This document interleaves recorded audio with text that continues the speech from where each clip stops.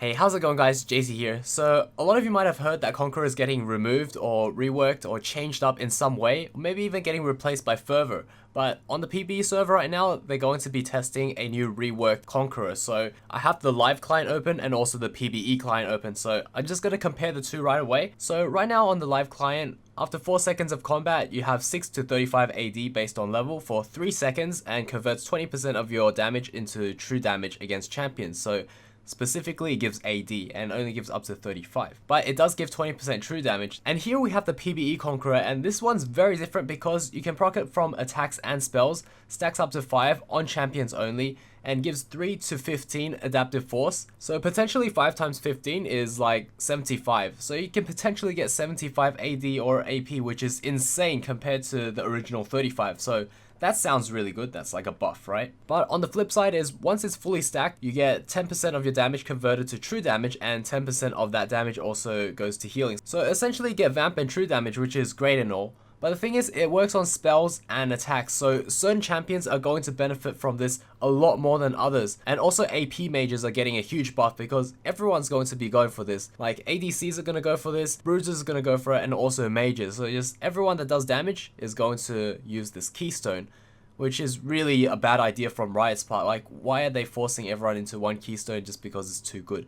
It gives way too much AD or AP, and it also gives true damage, so it shreds through. You wouldn't be as inclined to build Spell Pen or Armor Pen. Like, this is so good. And you get healing on top of that, so when you do damage, you're gonna heal up. So I did a bunch of testing on the PBE server with a bunch of different champions, and I'll just show you guys clips of these so you guys can get a really good idea of which champions stack up a lot quicker and which ones don't.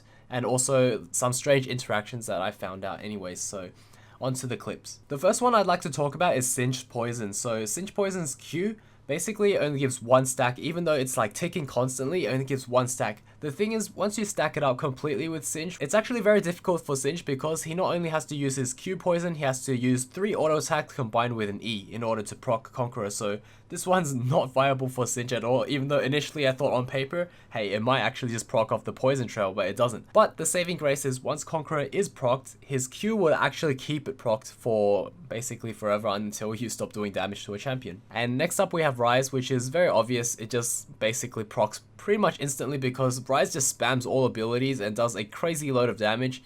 So that one's going to proc and heal Ryze for a crazy ton, and also he's going to have Spell Pen or basically true damage. So this one I can see Ryze abusing a lot. So that one's a pretty obvious one.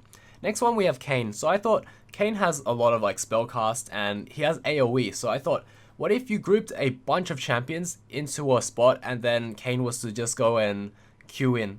Maybe he'll just proc it instantly. Of that one Q ability, you only get 1 stack, even though Q hits twice. So that's very interesting to know. And same applies for his W. If you knock up a bunch of champions, it will only give you 1 stack. Next up we have Nocturne. So the one that I'm curious about is his E. His E basically does overtime damage. It's doing damage throughout the E, and then it procs a Fear. I thought that might actually give a few Conqueror charges, but unfortunately for Nocturne, it doesn't. It just gives 1 stack, so that's something to note for you guys as well. Next up, we have Darius. So the general rule with Darius is you can only proc Conqueror the moment you get 5 stacks. So once you get his 5 stack bleed up and his like enraged and stuff, that's when his Conqueror will proc. There's no other way for it to proc any earlier. It's impossible. Like, you can auto attack and it only give 1 stack even though there's a bleed ticking, and even though you autoed and the bleed is actually going on, it only gives 1 stack. W gives a stack, autos give a stack, his E does not give a stack, so you guys get the idea. Basically when his passive procs, Conqueror procs. This one's a pretty big abuse case, and that's Urgot. So Urgot's W is just going to proc Conqueror instantly. It's pretty disgusting. The other thing to note is Urgot's passive is the shotgun leg, and he can actually auto attack and have the shotgun leg,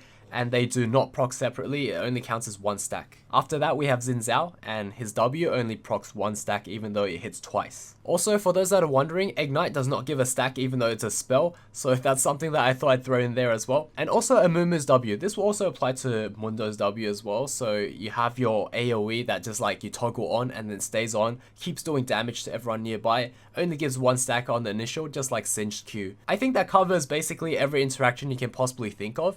And hopefully this video has been very helpful to you guys.